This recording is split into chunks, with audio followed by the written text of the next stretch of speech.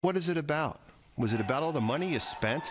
Was it about all the wine, women, and song? No, it's about your teammates, and did you get a Super Bowl ring? And that's the problem. A lot of guys didn't get a Super Bowl ring.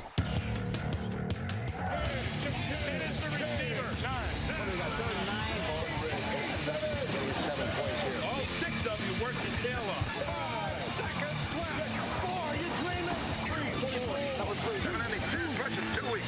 400. There is no second place. Either you're first or you're last. Not to blaspheme one of the NFL's patron saints, but what about those souls who didn't finish first, or last, or even second for that matter?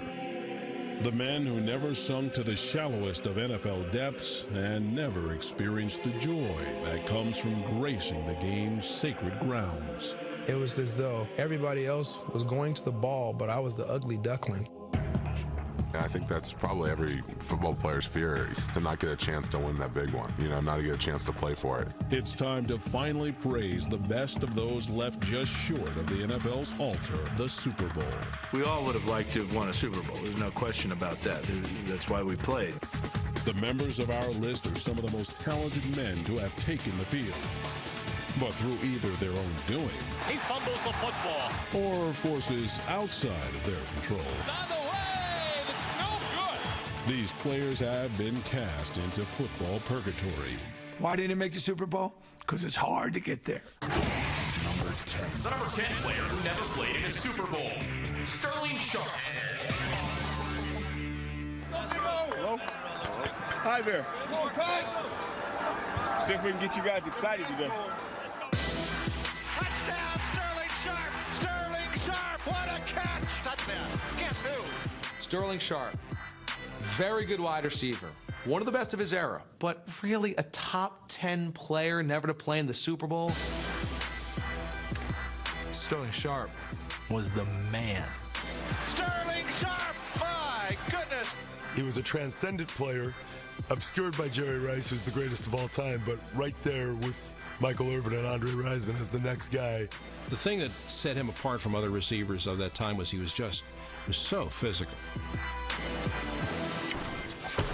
Have up, Sterling! Get him, baby! Look at him. He got fear in his eyes. Get him, Sterling! By the early 80s, the polish had come off Titletown's sterling reputation. Then Sharp arrived in 1988. You can easily make the argument that Sterling Sharp was absolutely critical in the Packers turning it around because he was there before Favre. He was there in the one great year that Don, the Magic Man Majkowski had. But Sharp was the constant throughout that.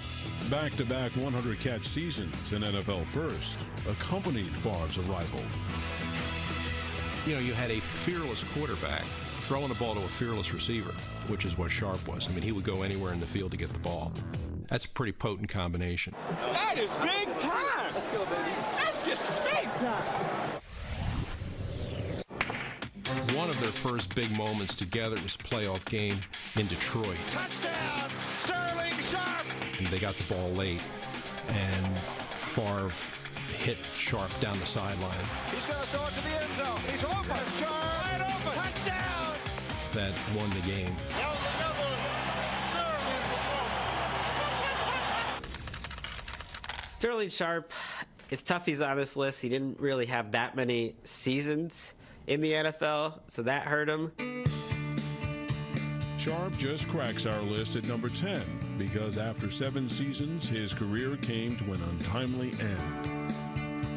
He and Favre were going to make beautiful music together, but he just got hurt. He had the narrowing of the spinal column in the neck, and he was one hit away from being paralyzed. I was the best for you, man. Get back to where you special surgery when you go through it. There you go. It's a shame because Sterling Sharp was 31 years old when Green Bay won the Super Bowl in the '96 season. I mean, he would have been in his prime at that point. But unlike the rest of the list, our number 10 player did come away with some Super Bowl bling. Proprietarily, Sterling Sharp does have a Super Bowl ring because I believe his brother Shannon gave him one of his. Does that even count? Although kicker Gary Anderson retired with the NFL record for points scored, he never played in a Super Bowl.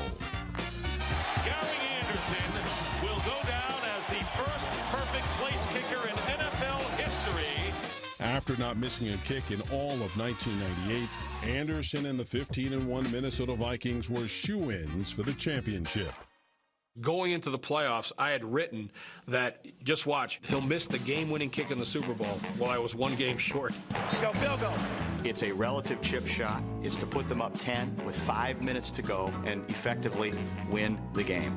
Let's put the nail in it. Field goal wins it. 39-yard attempt. The spot, the kick by Anderson on the way. It's no good. Wow. That is the single most shocking moment I can imagine. The shell-shocked Vikings lost in overtime. So while Mr. Almost Perfect didn't make our list, several of his teammates did. The number 9 player who never played in a Super Bowl, Randall Cunningham. 11 years before a missed kick meant game over, quarterback Randall Cunningham was at the controls in Philadelphia. Randall was a video game. I don't know how he did it, but somehow, miraculously, I think we're looking at Plastic Man. He's turning, he's leaping, he's diving, he's in. Buddy Ryan told him, hey, listen, if there's no play out there, just run. He's going to run, he jumps, he's in.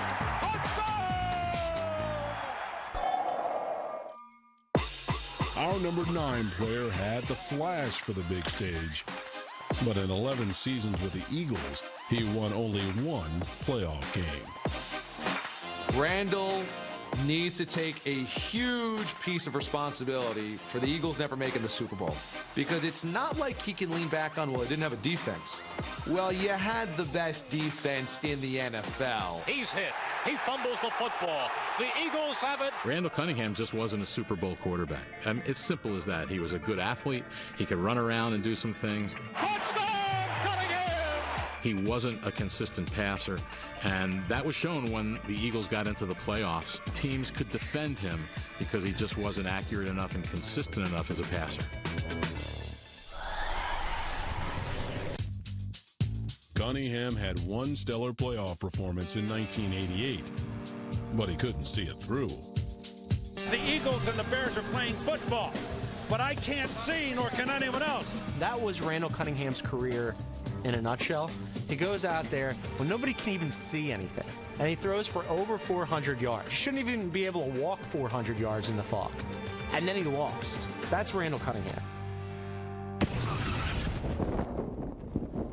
Randall Cunningham had one thing working against him in terms of never getting to a Super Bowl, and that was that he played for Buddy Ryan. What, you used to be a quarterback in your day? No, I had a linebacker and fullback. Buddy Ryan paid absolutely no attention to the offensive side of the football. Randall Cunningham, like in Philadelphia, was what could he become? And then he goes to Minnesota, and they have this high-flying offense, and they're one of the best teams in the NFL. And you think this is finally going to be the time when Randall Cunningham goes and realizes that potential. You know, Cunningham, he looks out there and he's laughing. And he's felled by a kicker. It's easy to blame the kicker, but Gary Anderson wasn't the only Viking with a fourth-quarter collapse.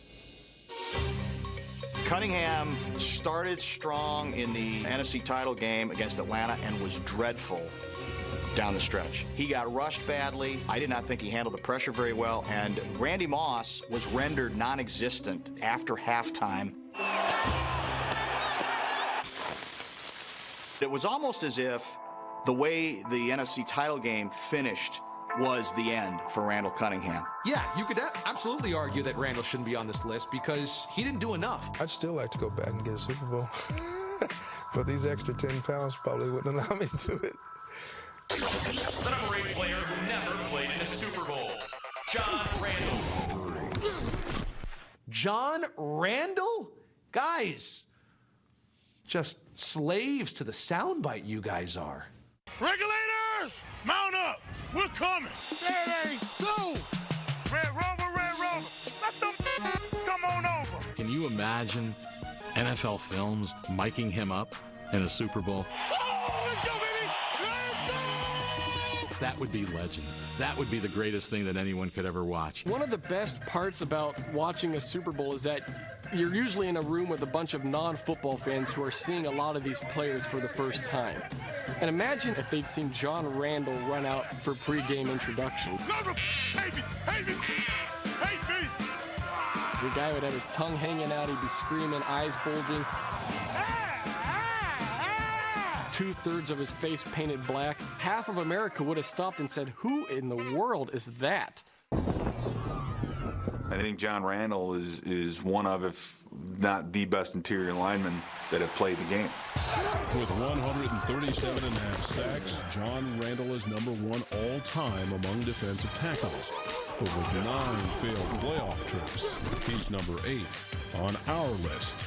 I think he should probably be higher when he dominated and was unstoppable for a good 10 years. And a guy who was undersized at 6'1".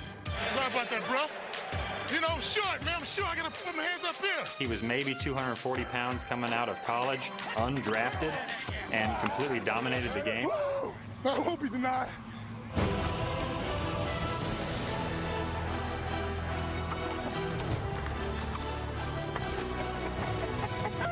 That's a Hall of Fame commercial right there. That's fantastic.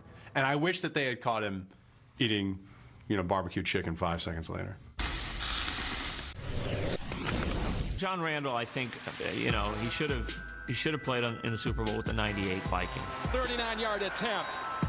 The spot, the kick by Anderson on the way. It's no good. That's probably the heartbreak for Randle. They must look back and say, Gary freaking Anderson. That was the first kick he missed since the Peloponnesian Wars, for God's sakes. I'm over here dressed up like I'm in Insane Clown Posse, and I got to go home in this crap now. One player who just missed making our list is legendary Seahawks receiver Steve Largent. Largent! When he retired, he was the NFL all-time leader in receptions, receiving yards, and touchdown catches. There it is! Touchdown Seahawks, number 100! But it's not his fault that he had Dave Craig and Jim Zorn as his quarterbacks. I mean, those guys were good, solid quarterbacks, but they weren't going to be Super Bowl winning quarterbacks. In his quest to play in a Super Bowl, Largent was stopped short in the AFC Championship, just like the next player on our list. The number 7 player who never played in a Super Bowl, LaDainian Tomlinson. Tomlinson's fantastic. I guess you feel okay about where he is right now because you still think that he might get there. I think this guy definitely has got to be in the top 5. Most touchdowns in one season. Broke the record. Charger fans are witnesses to history! MVP of the National Football League. What you would expect from a champion of a player. One of the top 5 running backs in the history of the National Football League. Never possibly get in a ring. Tough. Tomlinson rushed for more than 1,000 yards in 8 straight seasons, but his productivity never translated into playoff success for San Diego. The Chargers had these great regular seasons and then these epic playoff collapses. This is one that's going to haunt this franchise, this team, these players forever. 2006, he had the record-breaking season. They went 14-2. Marty Schottenheimer was taking that team to the Super Bowl, guaranteed. Let's go kick some ass! And they lost to the Patriots in a divisional round. But he had a huge game that game. That game wasn't his fault. Tomlinson jukes to the 40, steps out to the 45, still going. A huge gain! What a play. That is your MVP, and that's why. Hard to blame LaDainian Tomlinson when Marlon McCree, all he had to do was just get down with the interception. Down to 6 minutes and 50 seconds, and the Patriots are down by 8 points. Intercepted at the 30-yard line, and taken down on a fumble on the interception. The Patriots have it. All McCree has to do is just get down. The Patriots went on to win, turning the lights out on Tomlinson's Super Bowl hopes. You had guys out there doing I don't even know why that means lights out thing on the field, and LaDainian just popped a cork. LT's having words with some of the Patriots. I've never seen that. I've never seen LT upset. Yeah, protecting the lightning bolt and the great transgression of imitating Sean Merriman's dance. That was not a shining moment for LaDainian Tomlinson. They show no class at all. Absolute no class, and maybe it comes from their head coach. From that point on, LaDainian Tomlinson was in a downward spiral in San Diego, never recovered. You know what's got to kill LT too is the fact that the closest he really got was 2007, and he had the MCL, and he had to sit there in the parka with the visor on the sideline in the cold at Gillette Stadium and have everybody rip on him. Nobody wears a very large shell jacket and sulks on the sidelines as well as LaDainian Tomlinson does. 14-12 game going into the fourth, and he can't contribute.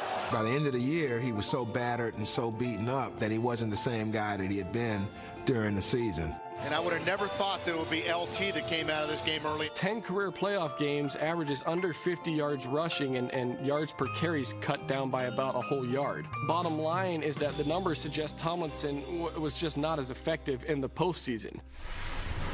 In 2010, he goes to a new team, goes to the Jets. They make it back to the AFC Championship game, and they just, once again, they can't make it all the way to the Super Bowl. Gives for Tomlinson. It's a goal line stand for Pittsburgh on 4th and goal at the 1. Well, the career's not over yet for LaDainian, right? So I mean, he still has his Super Bowl chance. In the meantime, Tomlinson remains the number 7 player never to play in a Super Bowl. Yeah, he belongs on the list. Or if he's not on the list, he should be sort of riding an exercise bike very gently to the side of the list. The number 6 player who never played in a Super Bowl, Dan Deerdorf. Everything you do is top running backs of the 80s, top quarterbacks of the 90s. You need more lineman content. Dan Deerdorf, I think he was a very, very, very good player. But there are people out there who don't think he should be in the Hall of Fame. Dan Deerdorf isn't on television for the last 25 years. He's a footnote in history. Who remembers offensive linemen from the Cardinals? Well, it's ridiculous. One of the most underrated players of the NFL. Let's go, Dan. Get him fired up. You know, sheepdog and the coyote. Check in, I'm going to kill you. Check out, time for lunch. You know, that's Deerdorf. You know what I liked about Dan Deerdorf? He was mean. I mean, he was a physical blocker, but he toiled in obscurity for the St. Louis Cardinals. And the St. Louis Cardinals, for the majority of Deerdorf's career, they were a mediocre to bottom feeder team. I mean, he was stuck on a team that didn't even come close to the playoffs year after year after year. Did Dan Deerdorf ever even make the playoffs? Easily forgotten from the disco-induced haze of the mid-'70s, the Cardinals briefly went from laughingstock to Super Bowl contenders. Well, I mean, the Cardinals, you talk about great offensive line, really, really good quarterback, good receivers, Terry Metcalf in the backfield.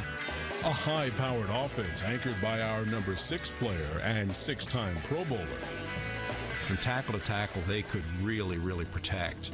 And Deerdorf was the best of them because he could do everything. He was a great run blocker and just a tremendous pass protector. Dan Deerdorf in 1976 and 77, he didn't allow one sack in those years. And to put that in perspective, his team as a whole gave up 32. That's amazing, especially in the NFL where the pass rushers are unbelievable. To go 10 games in this league now and not give up a sack, I think is an unbelievable feat. But to go 2 whole seasons, you can't even comprehend that. They didn't have much defense, and that reared its ugly head certainly in the playoffs. Deerdorf went winless in 3 playoff games, but his personal efforts won him our number 6 spot. I remember a playoff game in Minnesota when the matchup was Deerdorf against Carl Eller. When the Minnesota defense was at its peak and Eller was their best player, and Deerdorf took him one-on-one and totally shut him out. The fact that the Cardinals did not win a championship is not Deerdorf's fault. He did his job to the best of his ability, and he was the best at it. What offensive lineman in NFL history has ever turned his team around? I don't know who that would be. But shouldn't the guy who grew up in Canton and is in the Pro Football Hall of Fame, shouldn't he have been able to get to the Super Bowl one of those years? He's made it to the Super Bowl a few times as a broadcaster. The Bills enjoyed fabulous pass protection in their 2 playoff wins. I'm sure he would tell you that's not nearly as satisfying as making it as a player.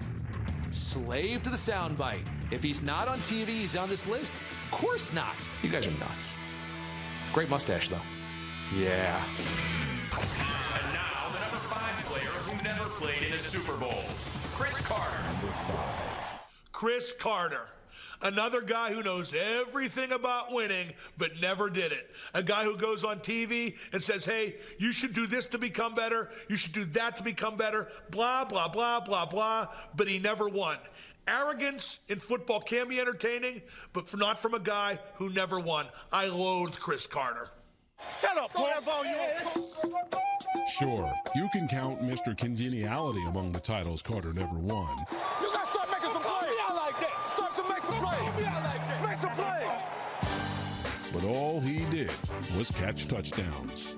It's Carter, touchdown! Long touchdown! Diving grab by Chris Carter. Ego? Yeah, big time. Like a lot of receivers, he had them. But the best hands, literally, I have ever seen. I tell you what, if Chris Carter ever thinks about leaving football, he's got a job with the great Melendez. If there was one guy that I had played with that I was glad was on my team on third down, it was Chris Carter. He did things along the sideline that almost defy what the human body should be able to do. The way he could contort and twist his body to make a catch. That's number 1,000. If he didn't make the play on third down, it wasn't his fault. It was the quarterback didn't get him the ball. Remarkably, of the 8 playoff teams Carter was on, there were 7 different quarterbacks leading the Vikings. It's definitely not a formula to get to the Super Bowl. Back goes Johnson. Here goes Moon. George Cunningham. Culpepper to the corner of the end zone. Carter made the catch. It makes you wonder if he had a steady diet of a Tom Brady or a Peyton Manning, if he would have been maybe the best receiver ever. He didn't have gaudy playoff numbers in his career. Please, y'all haven't stopped us yet. But he was pretty steady. 8 touchdowns in 14 games. Carter, touchdown! He's played almost an entire NFL season in the playoffs. When we play the big dogs, are we going to have everything tight? If he had a franchise quarterback that could have been there from the beginning to the end, he probably would have had a chance to really play in the Super Bowl. We have a lot of guys that want it badly. Chris Carter's a Hall of Fame player, doesn't have a Super Bowl ring. You know what I mean? That's what our guys really want, and it's going to be hard to do. You look at that 98 Vikings team, I mean, he was a big part of what, at the time was the most prolific offense in NFL history. All we need is like 20 points next week to break the record. And then they fall short. It's no good. Even after Gary Anderson's miss, our number 5 player might have earned his way off this countdown if Dennis Green had the ball thrown his way. The team basically just shut down. Randall Cunningham took a knee and they played for overtime when they had time to try to move the ball downfield. All right, let's go. New game. First one to score wins. Let's score first. To this day, it's baffling. Why? Because they had Dennis Green as their coach, and he's who I thought he was. But they are who we thought they were, and we let them off the hook. I don't think Chris Carter has ever gotten over the 1998 NFC title game. It's like getting punched in the gut. A couple players actually had to hold him up and help him get back to the locker room. That's how devastated indeed that he was. The number 4 player who never played in a Super Bowl, Eric Dickerson. Can you believe Eric Dickerson didn't go to a Super Bowl? I mean, the guy had more ability and speed than anybody I've ever seen in the NFL. Tough luck. Because he never won, people forget about what he did. One of the most underappreciated running backs in all of football. You can just close your eyes and you can see him with his goggles on, running high, getting through the line, boom, he's gone. Like the legendary heroes of the comic strips, Eric Dickerson burst out of a telephone booth to perform feats of daring do that simply could not be achieved by mortal men.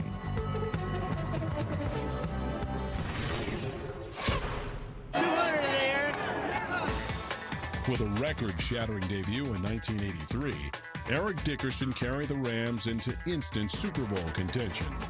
You think about the Rams of the 80s, they were a strong contender, but never could quite get over that hump either.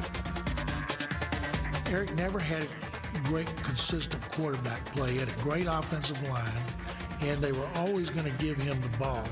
To get to the Super Bowl, you got at some point have a kind of quarterback play. When Dickerson got contained in the playoffs, quarterback didn't step up. In 1985, Dickerson's Rams vaulted the 49ers in the NFC West, and our number 4 player made an historic opening playoff statement. They crushed us in the playoffs. I don't know if Dickerson might still be running in that game. I don't know. He ran for 248 yards. From running for the most yards in playoff history to running into a brick wall in the NFC Championship. I mean, that was the Bears' year. And as good as the Rams were and as great as Dickerson was, you just knew that team going to Chicago in a championship game had no chance. The Rams are coming in here and they're saying that they're going to run Eric Dickerson at that Bear defense 40 times. They hoped for 40 and instead got just 17 for 46 yards. They have kept the great Eric Dickerson under control. When you consider what other backs did against the Bears that year, 46 yards is pretty good.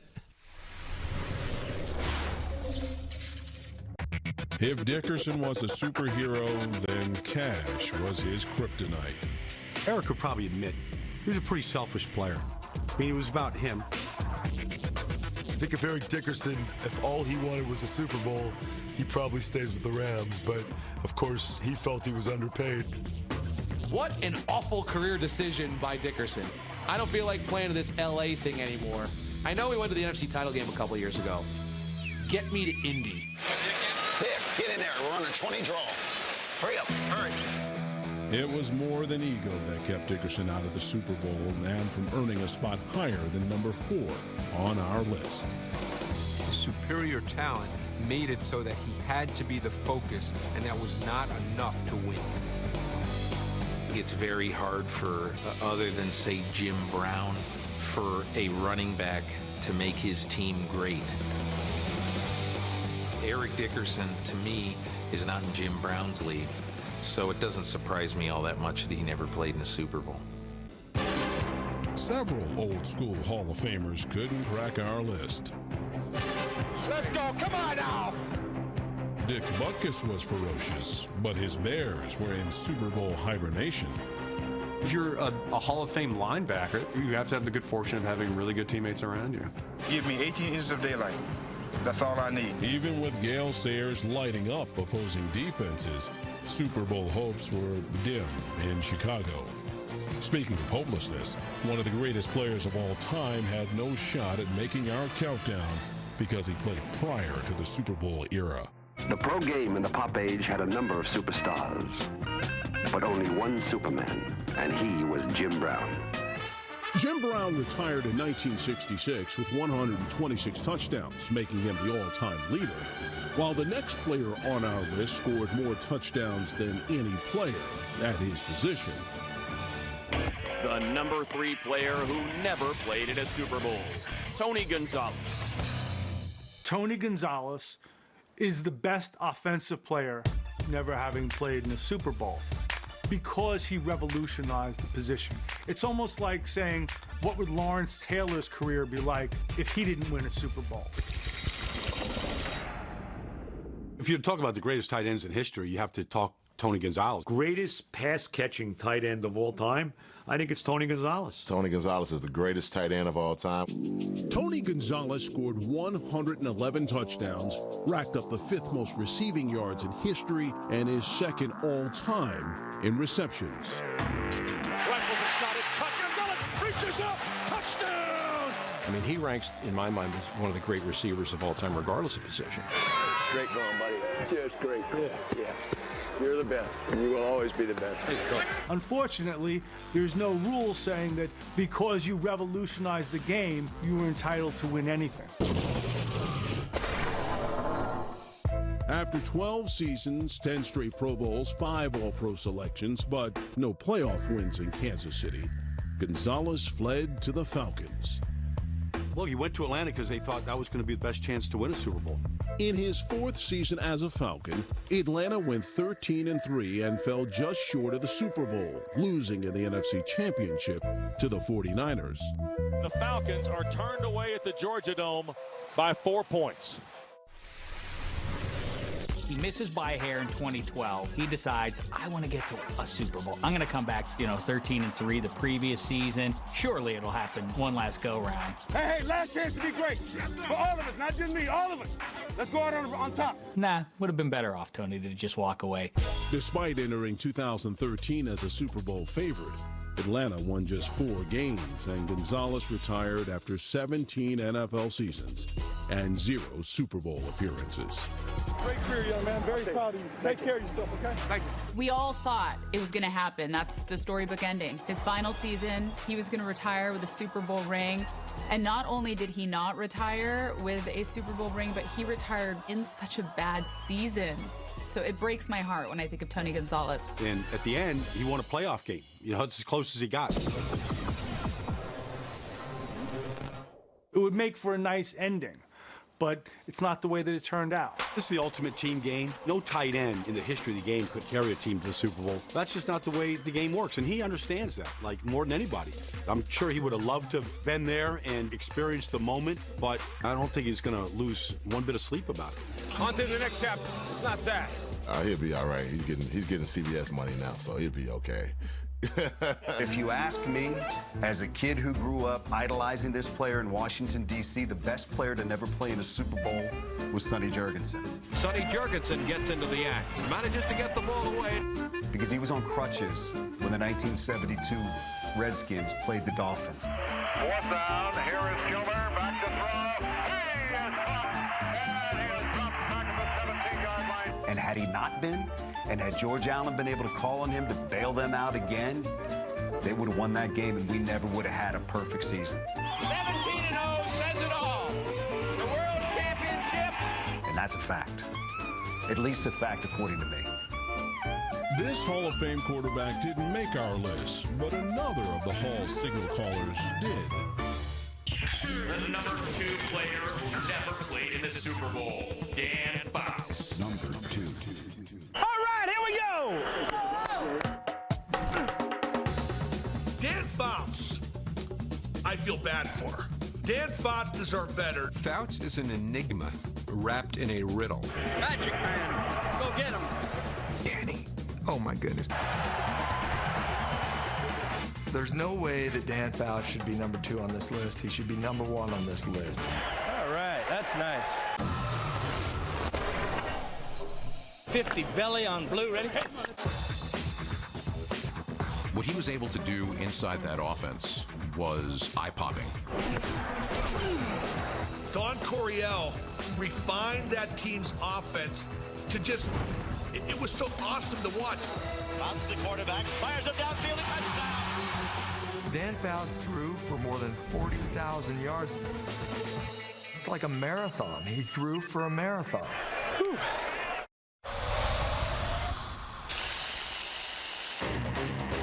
A complete, absolute beast, hung in till the last moment, and you could just see he was one of those guys who was going to throw the ball and let the chips fall where they may. Fouts' gambling helped the Chargers to 3 AFC West titles, but it was his team's playoff bust that earned him the number 2 spot on our list. Guy's in the Hall of Fame because he could win regular season games. He was 3-4 in the playoffs.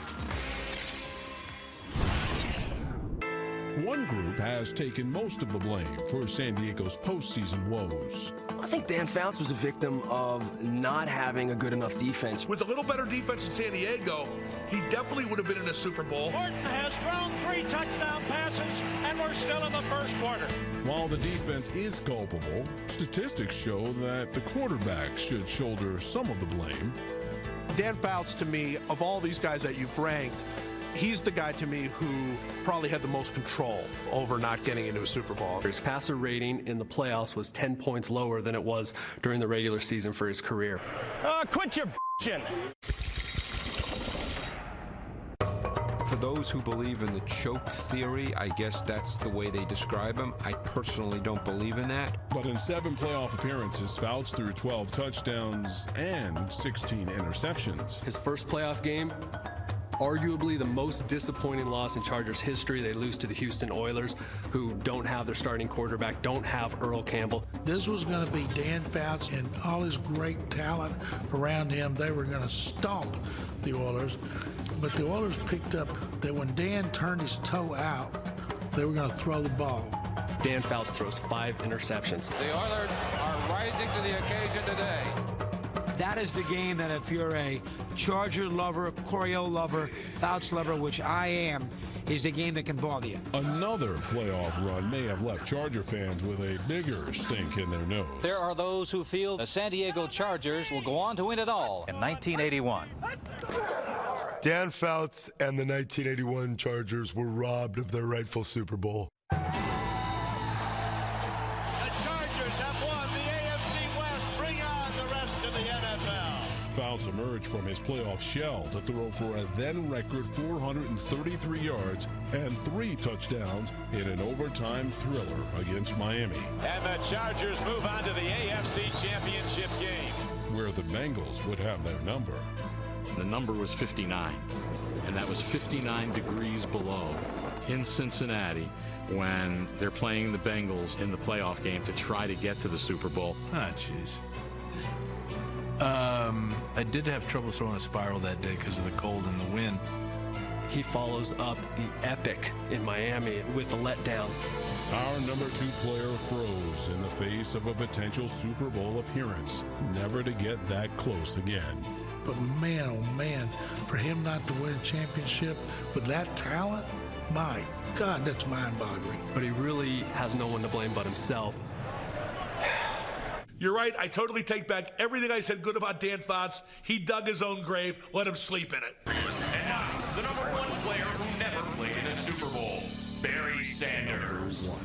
Well, it's got to, it's got to be Barry. You have to think of number 20. You have to think of Barry Sanders. He's the Picasso of football, and unfortunately, he doesn't have the great painting.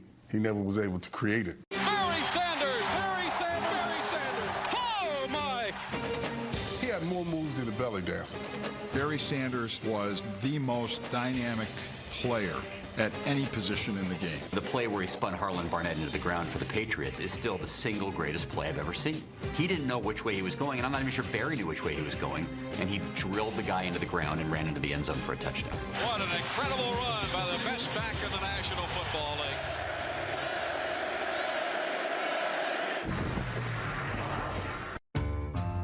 When our number 1 player retired in 1998 with over 15,000 yards, he was second all-time behind Walter Payton's rushing title. Sanders did, however, leave the game as the all-time leader in negative yards. You give the ball to Sanders 20 times, he might run for 2 yards, get stopped for 2 yards, 2-yard loss, run for 3 yards, run for a yard, get knocked off for 2 yards, and run for 80 yards.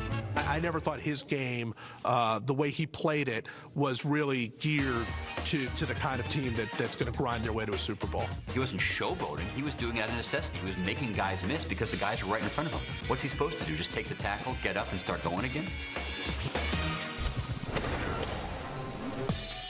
Sanders didn't find much room to run in the postseason. In 6 career playoff games, he could only manage one 100-yard performance, scoring a single touchdown. The Detroit Lions and Green Bay Packers are locked up in a first-round playoff game. The one really damning statistic in Barry's career is -1 yard against Green Bay after the 1994 season.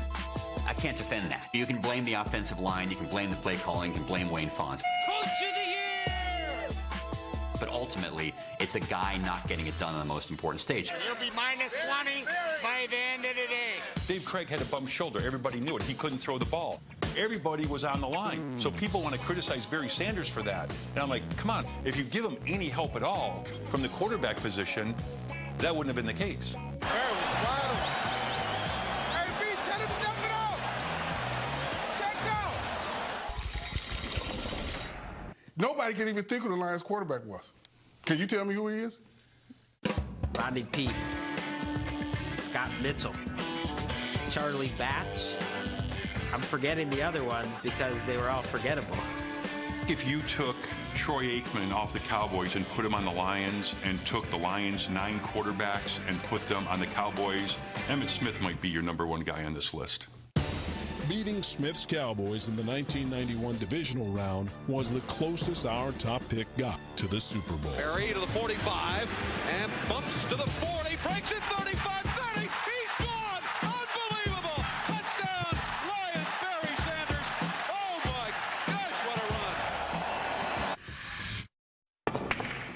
It's not Barry Sanders' fault that he didn't make it to a Super Bowl. I mean, who would think that? He should be number one on this list. If Barry Sanders was a kid of the NFL, Child Services would come to take him away from the Lions. That was abuse that they put him through.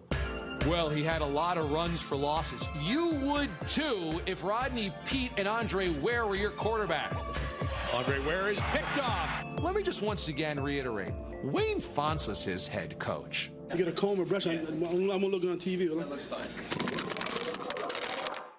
A lot of people believe that Detroit's playoff futility is what ultimately prompted Sanders to walk away from the game early. The big stage for him clearly would have been one that we all would have remembered, good, bad, or indifferent, because that's what he did. He made memorable plays. See you later. Holy mackerel, he's done it again. It's the biggest shame in the world that he never got an opportunity to do that at a Super Bowl. This is the end of the debate. No question. Barry Sanders, bar none, end of conversation. Shut down this set. It's over. Barry Sanders, greatest never to play in the Super Bowl.